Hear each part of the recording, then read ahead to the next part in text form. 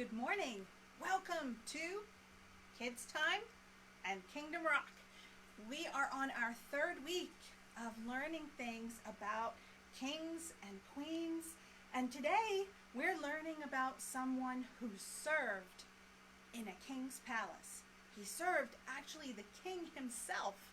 I hope you brought your Bible. I was just reading mine again, a little bit about the man that we're going to learn about together today. I hope you brought something to write in, your Jesus journal and a pen or some paper to take notes. I have a few other fun things that we're going to use this morning too. I want to say while we're getting started, if at your house you have a stack of plastic disposable cups, you might want to ask your mom if you can use those, because then you can join along doing something later with me that will illustrate the point that we're going to learn today. We have a new friend with us this morning. I'd like you to meet Swift. Isn't he handsome? Swift is a falcon, and he flies super fast. Therefore, his name is Swift, because Swift means quickly. Swift is going to be with us today to help us remember, as we learn the Bible point, prayer helps us stand strong. Sometimes we're involved in something and we're doing something, we have something that we get to take part in, and we're really enjoying it, and it's amazing and it's great and we love it, and it's all going really well. And we know we've got this and we can do this and it's all going to be just fine. And then sometimes we think, oh, this is very difficult for me. I don't know if I'm going to be able to do this. Or maybe we start off well and then we get a little discouraged because we think, now I'm having some problems with this and it's not working very well. I don't know if I can finish. But I will assure you and tell you one thing today that I know absolutely. If God instructs us to do something, and he gives us an opportunity or a chance to do something for him, he is going to be with us, and he is the strength that we need. Sometimes we do get discouraged. I'm going to tell you, this week I was working on something. It's been a very busy week for me. I'm sure you've had a great and busy week too, doing many things. But this week I was working on a particular project, and it was okay in the beginning, and then all of a sudden I just got overwhelmed, and I thought, wow, I don't know what I'm going to do. I don't feel like I can finish this. And I knew I should finish it because it was the right thing to do, but I wasn't sure that I could finish it. I started to feel like I want to just sit down and stop this now. But I was reminded in preparing for our lesson today that prayer helps us stand strong. So I didn't sit down. I talked to God about it, because that's what prayer is, right? It's talking to God. It doesn't have to be great big fancy words. It doesn't have to be only certain words that we use. We can talk to God anytime and all the time, wherever we are. So I started talking to God, and I said, God, I know that this is what I should do because you gave it to me, but I'm feeling a little weak right now. I'm not sure if I can do it. But I remember that a couple weeks ago we learned your love helps us stand strong. And I know that I've also learned recently and been reminded that family and friends help us stand strong. And I know, God, that you are in me and you've given people to me to help me when I can't do it myself. So I just asked God to help me.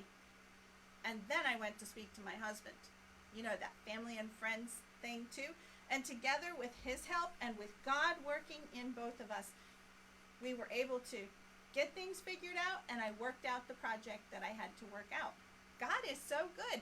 And because we took time to pray together, we were able to say, I know for sure prayer helps us stand strong. So this morning, as you tuned in to Kids Time, I think you saw a question at the top of the page. I know I put it there, asking you, do you know what the job of a cup bearer is? Now, if you look around me, we're in the palace today, but it doesn't look quite like it looked last week or the week before. There are a lot of cups all over the place. In fact, I have a bucket of cups over here, and we're going to use those in a little while. But then I have some cups that look a little more fancy, like maybe this would be something that you would present to someone who's extra special. What do we do with cups? Well, this is my cup right here, and I have some water in it. So obviously, if we have cups of water, we do this. Refreshing. I love having a nice cold drink on a hot day, or having a great cup of hot chocolate on a cold wintry day. Maybe it's rainy, or my favorite, maybe it's snowy, and I get something refreshing to drink, or comforting to drink. So we're thinking in terms of, what does a cupbearer do? What is a cupbearer? Well, a cupbearer is a person, okay? Someone who has a special appointment to take cups filled with drink to the king in our story today. So we are going to meet a man today named Nehemiah. Nehemiah was not a king, but he was a cupbearer to the king, and he had a very special job. So I imagine maybe he used a cup something like this, and it would be filled with the drink that the king was expecting to come to him because he was thirsty and he needed refreshment. So would a cupbearer just take the cup to the king and say, "Here you are, my king, here is your drink"? Well, that's part of what he would do, but that's not the only thing he would do. Nehemiah, the man that we're learning about today, was a very well-trusted man in order to have access to the king in the way that he did, to be the king's cupbearer, because the cupbearer didn't just take the drink that someone poured for the king and give it to the king. Nehemiah had to actually take a taste of the king's drink before he could give it to the king. That's a little strange, right? I mean, when my mom would give me a drink when I was little, I never saw her taste it first before she gave it to me.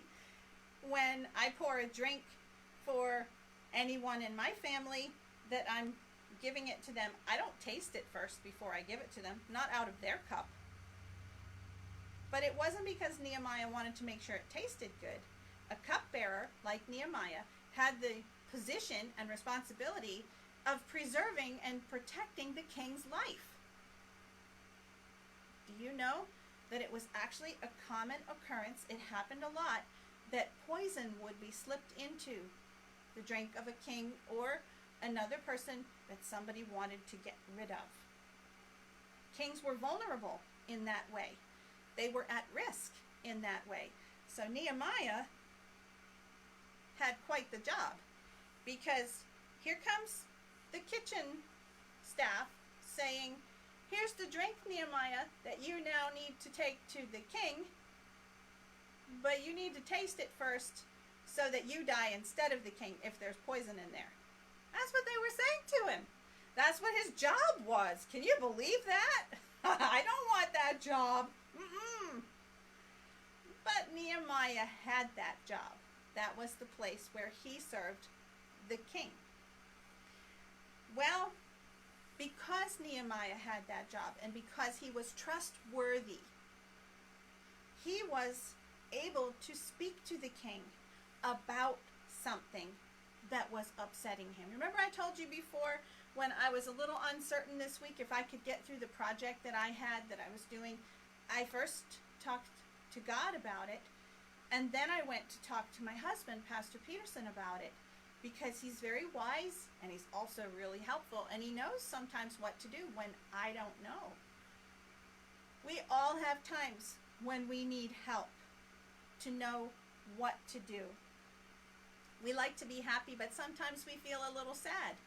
And for a little while, Nehemiah felt sad. So if you've got your Bible, and I know you do, I want you to open up to a book of the Old Testament.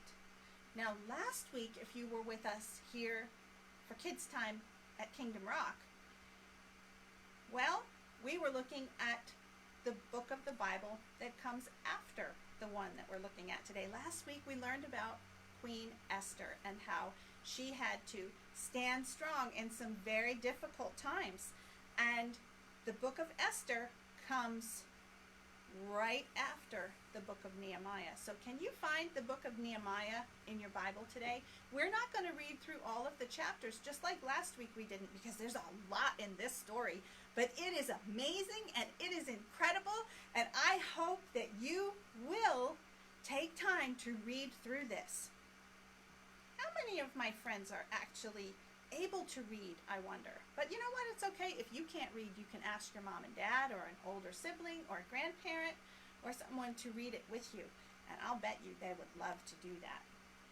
So looking at the book of Nehemiah, if we start with the beginning of chapter 1, I'm going to read a few verses, but then actually in a few minutes I'm going to switch over to a children's Bible that reads it a little bit differently. It's called the Friends of God Bible. So cool. But right now we're reading from Nehemiah chapter 1. It says, these are the memoirs of Nehemiah. This is Nehemiah's story written from his viewpoint. So nobody's making the story very fancy. He's telling us exactly what he thinks and exactly what he feels about it. Sometimes we need to be able to do that. It says Nehemiah had a concern for Jerusalem. In late autumn, which we're getting close to here in the United States of America, it will soon be autumn for us. It's so beautiful at that time. In late autumn, in the 20th year of King Artaxerxes' reign, that's the king that Nehemiah was cupbearer for, I, Nehemiah, was at the fortress of Susa. He says one of his brothers came to visit him with some other men who had just arrived from a place called Judah. He goes on to say, I asked them about the Jews who had returned there from captivity and about how things were going in Jerusalem. And they said to me, things are not going well. For those who returned to the province of Judah, they are in great trouble and disgrace. The wall of Jerusalem has been torn down, and the gates have been destroyed by fire. Nehemiah says in verse 4 of chapter 1, when I heard this, I sat down and wept. In fact, for days I mourned. I fasted and prayed to the God of heaven.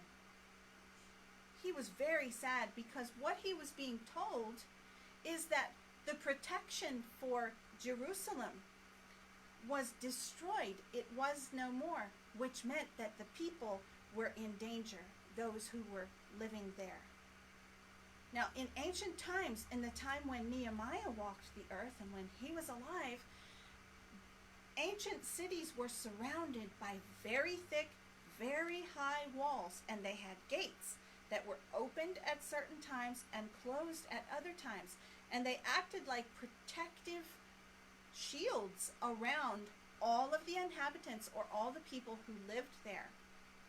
The walls were necessary to protect people, but also if the city was under attack, then soldiers could go up on top of the walls because the walls were very thick, and they could fight from the top of the walls to attack the enemy who was trying to get into their city and take control of it. And now the beautiful city of Jerusalem was completely unprotected. The walls were destroyed, and it says they were burned by fire. There was devastation and great trouble there. There was a big need for those protective shields to be replaced. But you know, also the walls of cities sometimes were so large and so thick that families lived in the walls. There were houses and homes built into the city walls as well. So they were very important. We might not understand that in the time that we live because we don't have walls like that around our cities. We don't need them in the same way. But this is why Nehemiah was so upset. He heard from his brothers, and now he was mourning and crying. Right down at the end of the chapter 1, it says, in those days, I was the king's cupbearer. Remember, I explained to you what that means. So he went into the presence of the king. Now let's read a little bit, starting at the beginning of chapter 2. Early the following spring, during the 20th year of King Artaxerxes' reign, I was serving the king.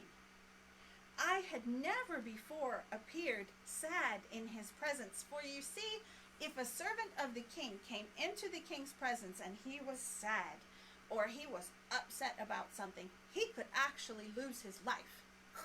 All done. That's it. No more person. So Nehemiah had to always come into the king's presence looking well, looking strong, acting all pulled together. Now, I don't know about you, but I know for me, I worry about things sometimes, or I get sad about things sometimes. Not always, and I don't stay that way, but sometimes I feel a little bit down about things. Do you? Yeah, and that's okay if you do. Well, Nehemiah was not supposed to show his feelings in the presence of the king. It says here he had never before appeared sad in the king's presence. Verse 2. This day he was sad. It says here, the king asked me, why are you looking so sad?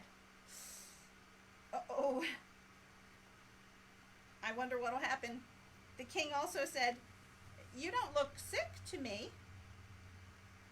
You must be deeply troubled. Now that was kindness on the part of the king, to pay attention to the fact that Nehemiah, his trusted servant, was troubled and there was something bothering him. The king did not have to care that Nehemiah had trouble.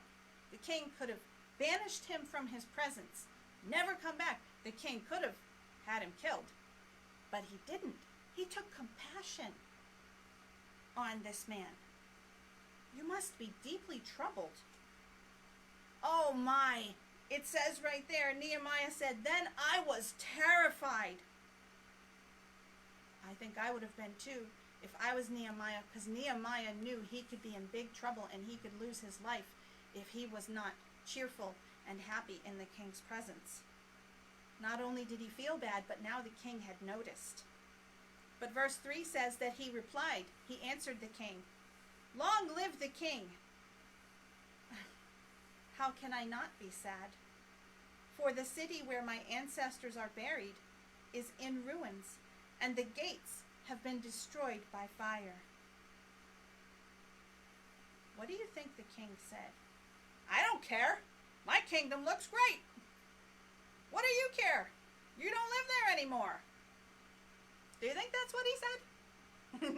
No, you're right. That's not what he said. Somehow he still had more compassion for Nehemiah. In verse 4 it says, the king asked, well, how can I help you? Are you kidding me?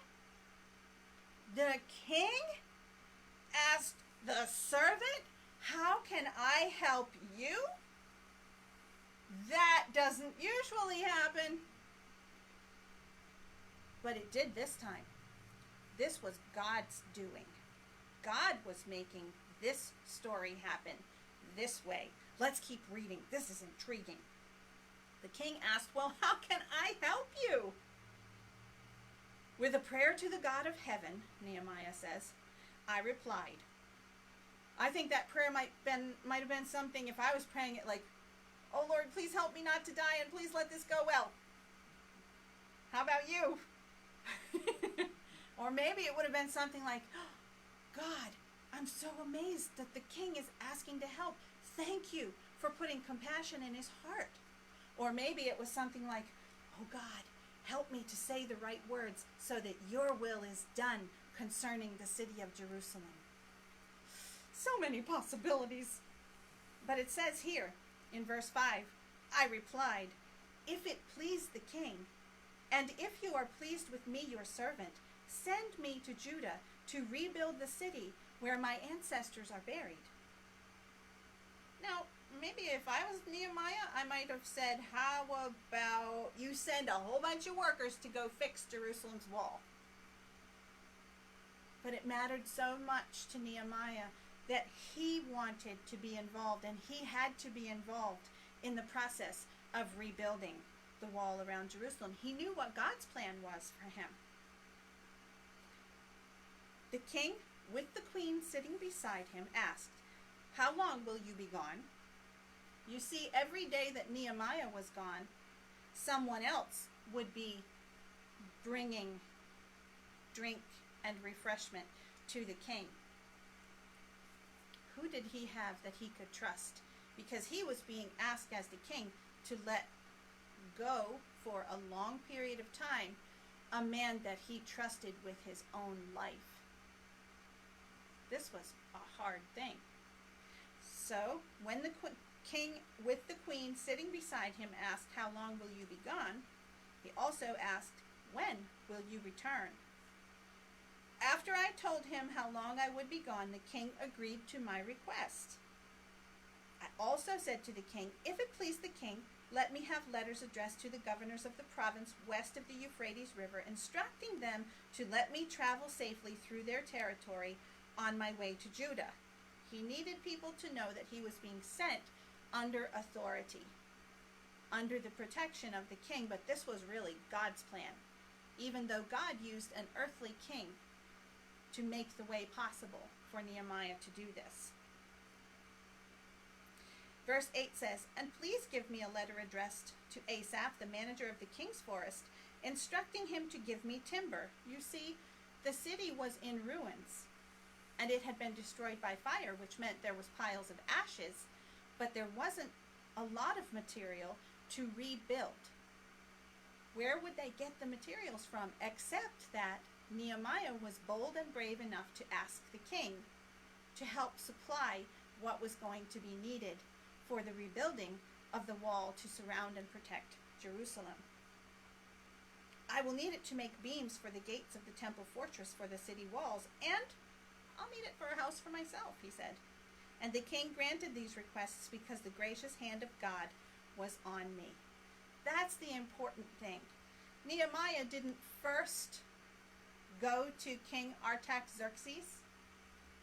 If we read back in chapter 1 of Nehemiah, it says that he prayed. It's in verse 4. "When I heard this, I sat down and wept. In fact, for days I mourned, fasted, and prayed to the God of heaven." And you can read Nehemiah's prayer from verse 5 all the way through the end of chapter 1 if you want to read and find out what he prayed to God. Prayer helps us stand strong. Now there is a lot more to the story of Nehemiah, and I'm going to read a little bit from my Friends with God Story Bible because it puts it in such a cool way. So this account that I'm about to read to you now would kind of cover from about chapter 3 on a little bit through in the book of Nehemiah. There's a lot of chapters there, and I really encourage you to take time to read about how it was that Nehemiah's life was affected and how he could do things because he believed in the power of prayer. And because of that, he was able to face difficulties and adversity, and he was able to overcome because God gave him power as he asked God for help and power and strength. So imagine, now all of the preparation has been made, and Nehemiah and others have returned to Jerusalem, and they are going to rebuild the wall around Jerusalem. Here's what it says. "We had returned to Jerusalem. We had rebuilt God's temple. Now it was time to give our homes some protection. Cities in our time needed walls to protect us from our enemies. Unfortunately, we had a lot of enemies. Fortunately, God was not one of them. God was our friend. The wall around Jerusalem had been destroyed and burned a long time ago. So we put different groups of people to work on sections of the wall and its gates. It was a big job. It wasn't easy, and our enemies didn't like it. In fact, they were mad. They mocked us, saying stuff like, 'That wall would fall over if even a fox walked on top of it.' Now remember, the walls needed to be strong enough so soldiers could be on top and they could fight. So, things got so bad, he says, that I placed armed guards all along the wall where the people were working. If anyone attacked, we'd be ready. But even with guards all around, I prayed that God would protect us. The longer we worked, the angrier our enemies became. They made up lies about us. They threatened to hurt us again and again. They even tried to lure me out of the city so they could kill me. Wow, this was very difficult. I'm sure Nehemiah had to do a lot of praying so that he could keep standing strong and doing what God had given him to do. Even with all that was happening, we wouldn't be stopped, said Nehemiah. I wasn't afraid. After all, God was with us. Running away would show that I didn't trust God to protect us. Instead of bowing down to our enemies, we kept right on working. We stayed faithful to God, brick by brick, beam by beam, nail by nail. Not only did God protect us, but he also helped us work fast, too. We finished that wall in just 52 days. Imagine that. The entire wall rebuilt around the whole city of Jerusalem in less than 2 months. Thanks be to God. Now, though, our enemies weren't angry. They were frightened. They could see that God was with us. I am so amazed at how our people came together to finish that wall. Every time a little doubt or fear started to creep in, we would remind each other that God was with us. That sounds a little bit like family and friends help us stand strong. When we all know that God's love helps us stand strong. When you know God is on your side, you can do a lot. You don't have to worry about being afraid or running away because God is with you every step of the way. They say time flies when you're having fun. I wouldn't really say building the wall was fun, but time did fly for us because we were focused on God. Do your best today to stay focused on God. There are a lot of things that can distract us, but take a minute to remember that God is always with you. He's a true friend who will never leave you. Pray to him and stand strong. Now, our time is almost done here in kids' time, but I want to do a little something with you this morning. I'm going to ask if my daughter here can just take this away off camera because we don't want something to happen to that. Thank you very much. We're going to move the King's cups over here. Now, can you imagine, this is why I said if you have some cups at home, you can see if your mom will let you use them. Doesn't matter what colors they are, okay? But what you're going to do is imagine that you are like the people who were with Nehemiah rebuilding the wall. Hey!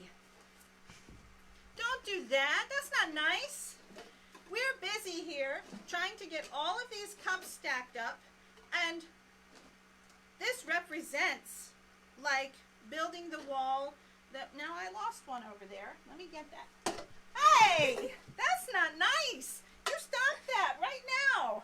This is not nice. I'm trying to get this built before it's time to go, and you are knocking it down. You stop that. God has a plan for us, and sometimes we, it didn't work. Oh, it didn't work. But sometimes, not really, I really have to start all out. Stop that. Start all over again. Sometimes it's discouraging. Maybe if I work faster, then she won't knock it down. Let's see. I want to try to get all of these cups stacked up here. Oh, for heaven's sake. That's enough of that now, Jillian Peterson. You stop that. Oh, what happened here? Look, they all stacked up together. Sometimes it's hard for us when we have something to do, and we might feel like, I get so far, and wow, it's looking amazing. Look at that. That looks so great. It's awesome. And then it gets hit, and then it falls down again. So what am I going to do so that she stops hitting my wall? I am going to pray and say, God, please help me. And God is going to come in and stand in a place of protection so that the next time she throws a ball, it can't hit my wall. Let me do this because these are all stacked together. It won't hit the wall. God's going to give me the ability to get it all the way up. Even if she throws a ball, it might hit me, but it's not going to hit the wall. Look at that. Isn't that awesome? You have any balls you want to throw at the wall? Give it a try. She's not going to get there because I can pray and ask God to help me do what he needs me to do. I see you down there. She's trying to get it again. We'll see what happens. But see, she tried and she didn't get it. Now she has no balls left. So she has no ammunition. That's it. No more. So, this is what we learned today. God is with us all the time. God's love is in us and he helps us stand strong. Family and friends help us stand strong, Jillian. They don't destroy our creations. But she was helping me today on purpose.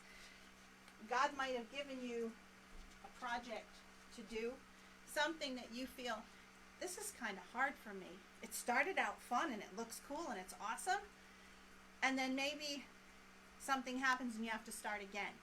And wow, that's disappointing and it's difficult. And then something happens after you built it up again and it falls down. You have to do it again and again and again and again.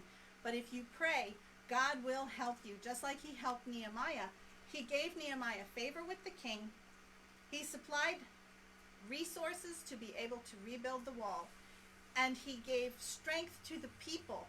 But he also gave wisdom to Nehemiah to know how to get the wall rebuilt. Nehemiah didn't say, let's all start here on this side and work our way along. He gave places to every person, and they would work toward where another person was working, and that's how the job got done. God always knows how to tell us what to do, when to do it, how to do it, and he gives us everything we need to do it. So if you're facing a difficulty and you feel a little challenged, remember to pray and ask God for help and direction, because prayer helps us stand strong. I love you, my friends, and I'm glad that you were here with us in Kids Time at Kingdom Rock today. And my tower is still standing. Jillian has no more ammunition, so there's no fear of this falling down.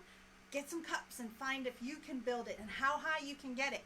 See how high you can get yours to go, and then snap a picture and put it up on our Facebook page. Maybe there would even be a prize for the person or the family who builds the tallest tower. I'll see you next time. Bye for now.